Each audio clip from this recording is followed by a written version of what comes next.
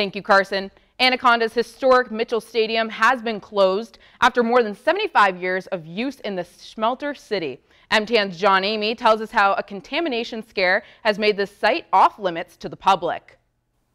Historic Mitchell Stadium in Anaconda was built as a New Deal project in the late 1930s.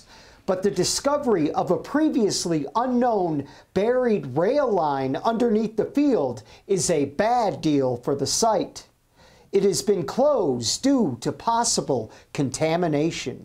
Railroad carts transported brick, they transported slag, they transported all sorts of things to and from the smelter. And so the fact that there are tracks going through there, there's the potential that anything could have spilled, could have gone off these railroad carts, and it could be leaching into the soils. The EPA has tested the field in the past and found no contamination, but the test did not go deep enough.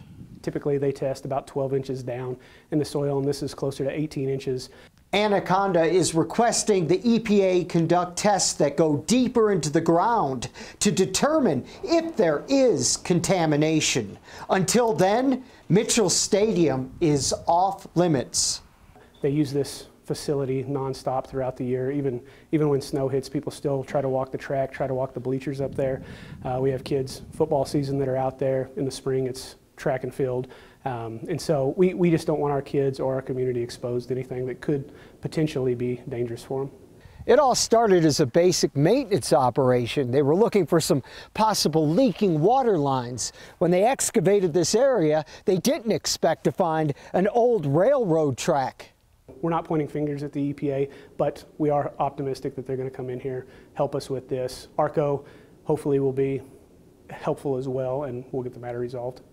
If contamination is found, the city will have the dirt removed and replaced, and they hope the Atlantic Richfield Company will pay for it. In Anaconda, John Amy, MTN News. Now, if a cleanup is necessary, the stadium could remain closed throughout this year and into next spring.